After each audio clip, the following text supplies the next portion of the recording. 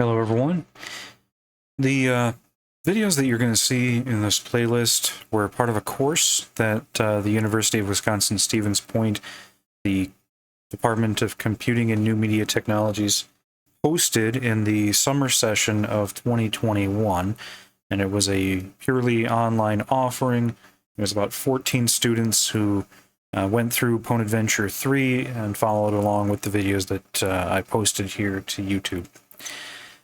Normally, it's my practice after I get done with a video series and a course completes to take those videos off public. I put them on public because it's easier for students to find them and to, come back and find my channel again later. If they're curious about something, they need to contact me, or they have other courses with me, whatever. But generally, when the course is done, I'll take all of those off public and move them back over to unlisted or private. I decided not to do that with all of the videos in this series. I'm actually going to leave some of them up public, probably into perpetuity, I suppose.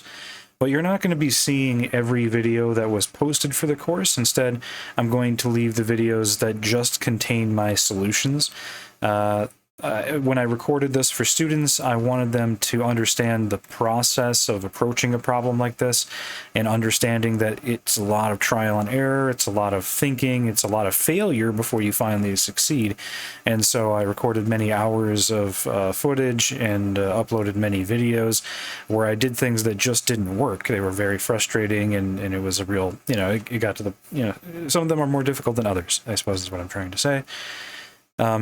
So I'm not going to keep all of those up, both because I'm not sure that they have a lot of value for people outside of the course, but also because I don't see the point in leaving all of that stuff up. I am going to leave the solution videos up because I noticed there's not a lot of videos out there about Pwn Adventure 3. Live Overflow has an excellent series, so if you're on YouTube and you're watching this and you're looking for somebody who's way better than me to walk you through these processes, go see Live Overflow.